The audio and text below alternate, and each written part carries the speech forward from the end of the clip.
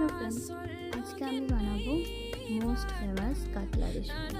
তো এই দই কাতলা রেসিপিটা, বা তোমরা কাতলা কালিয়া বলো, যে যাই বলো না কেন, এই রেসিপিটা কাতলা মাছের এইভাবে একবার বানিয়ে দেখো, অবশ্যই তোমাদের খুবই ভালো লাগবে।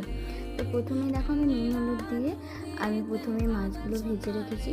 তারপরে দেখো তেলের মধ্যে জিরে আর কাঁচা লঙ্কা ফোড়ন দিয়ে দিয়েছি। তারপরে পেঁয়াজগুলো দিয়ে একটু ভাজা ভাজা করে নিয়ে আমি দিয়ে দিয়েছি রসুন কুচি। রসুনটা তোমরা কুচি দিতে পারো, বেটে দিতে পারো, থেতো দিতে পারো। আমি একটু থেতো করে দিয়েছি।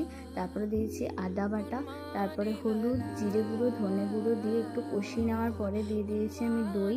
ফেটিয়ে রাখা দইটা দেওয়ার পরে দিয়ে দিয়েছি একটু পোস্ত বাটা। সেটা দেওয়ার পরে ভালো করে কষিয়ে আমি এখানে জল দিয়ে মাছগুলো দিয়ে একটু নুন দিয়ে চিনি দিয়ে আমি ভালো করে ফুটিয়ে নিয়েছি। অবশ্যই মাছগুলো দিয়ে কিন্তু কিছুক্ষণ ফোটাবে।